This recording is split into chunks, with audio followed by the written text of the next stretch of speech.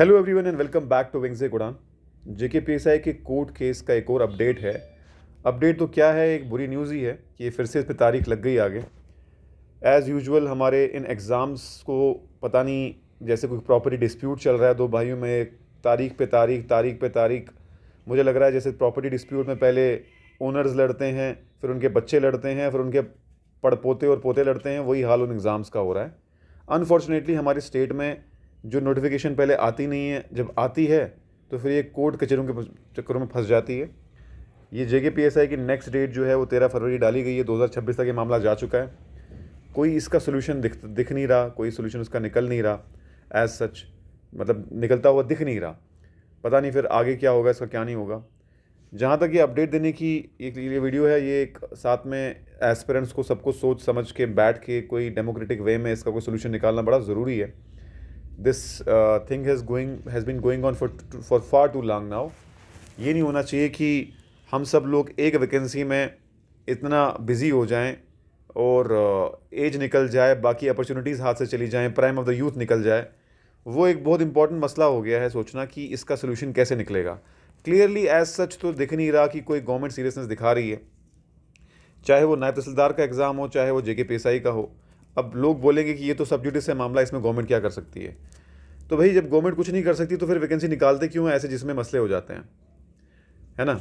सीधी सीधी बात है, age relaxation मांग रहे थे, या तो आपको दे देनी चाहिए थी सीधे सीधे अगर आपको पता था कोर्ट केस में मामला जाएगा, या तो अगर नहीं देनी थी तो फिर अपना कोर्ट में आपको अपने वकील ढंग से लगा के इसको सॉल्व करवाना चाहिए था।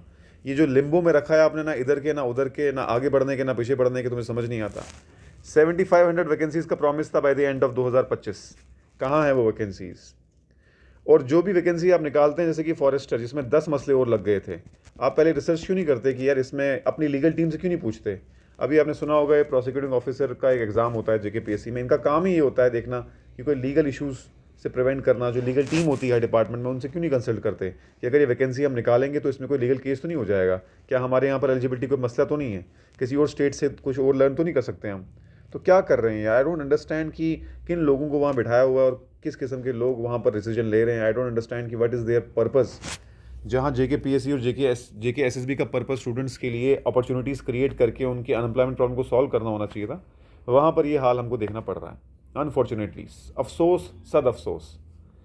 तो मुझे लगता है कि एस्पिरेंट्स को इस चीज़ को थोड़ा बहुत, मैं पहले कहता था आपको एस्पिरेंट का काम नहीं है इन चीज़ों में उलझना, लेकिन आपकी प्रॉब्लम है, आपको सोल्यूशन निकालना पड़ेगा। कोई बाहर से आपकी हेल्प करने तो आ नहीं पा रहा है। हमारे प्लेटफॉर्म पे जितना भी हम हो सकेंगे वॉइस रेस करेंगे। हमने एक ओपन माइक भी रखा हुआ है हर सैटरडे को, कल सैटरडे है, और ओपन माइक में एस्पिरेंट जो भी चाहे आके अपनी आवाज़ उठा सकता है हमारे प्लेटफॉर्म से। आप डिस्क्रिप्शन बॉक्स में मैं नंबर दे दूंगा, अगर आप इंटरेस्टेड हैं इस प्लेटफॉर्म पे कुछ गवर्नमेंट तक बात पहुंचाने के तो मोस्ट वेलकम। आप आइए जम्मू सेंटर में हमारे गांधीनगर ब्रांच में, और वहाँ से ओपन माइक के थ्रू अपनी बात पहुँचाइए आगे। हम तो उठाते ही रहते हैं। गवर्नमेंट को सीरियस होने की ज़रूरत है। इस तरीके से तो अनएम्प्लॉयमेंट कहीं नहीं जा रही, यहीं पर रहने वाली है। वैसे भी जो गवर्नमेंट जॉब्स हैं वो तो कितना ही सॉल्व करेंगे। 4 लाख एम्प्लॉय को तो जॉब नहीं दे देंगे ना गवर्नमेंट जॉब्स, लेकिन ये गवर्नमेंट जॉब्स जितनी थोड़ी बहुत होती हैं वो भी तो अब नहीं करवा पा रहे ढंग पे। तो कोई ना कोई तो ब्लेम उठाना चाहिए ना, कौन किसके सर पे ब्लेम डालना चाहिए। Someone is responsible and someone should be held responsible, and accountability तो किसी ना किसी की है। खैर ये केस तो कोर्ट केस में जो चला जाता है उसमें अब अगेन वही आर्ग्यूमेंट आता है कि गवर्नमेंट क्या करेगी। तो वही बता रहा हूँ मैं कि कम से कम आने वाली वैकेंसीज़ में इस तरीके की एलिजिबिलिटी, इस तरीके के सिलेबस और इस तरीके से सब चीज़ें इंसान को सोचनी चाहिए कि आने वाली वैकेंसीज पेंडिंग ना हो जाएं, कोर्ट केस ना हो जाए, सब्जुडिस ना हो। So all the best everyone. मुझे उम्मीद है कि आप जितने भी लोग प्रिपेयर कर रहे हैं इसका कोई लॉजिकल कंक्लूजन निकलेगा। एक और सोशल मीडिया पे स्क्रीनशॉट वायरल हो रहा है, वो ये स्क्रीनशॉट है जिसमें नेक्स्ट डेट 17/11/2025 लिखी हुई है। इसकी फाइलिंग डेट जो है 26/12 है। हो सकता है कि दूसरा केस उसके बारे में मुझे इन्फॉर्मेशन नहीं है। अगर आप देखेंगे इसकी फाइलिंग डेट 26/12/2024 है, और इसकी फाइलिंग डेट जो है वो 24 दिसंबर है। तो डिफरेंट केस हैं या क्या है, ये मुझे क्लियर नहीं हो रहा। बट एनीवे जो भी है, फ़िलहाल सब जुडिस तो है मामला, और लग रहा है कि ये भी खींचेगा। और so let's hope that some positive comes out of it, and finally जो लोग भी प्रिपेयर कर रहे हैं और जिनकी मेहनत है 5-5 साल की, 3-3 साल की, 4-4 साल की, 2-2 साल की, उनकी मेहनत को उनको रिजल्ट मिले। Brain works on the principle of incentive.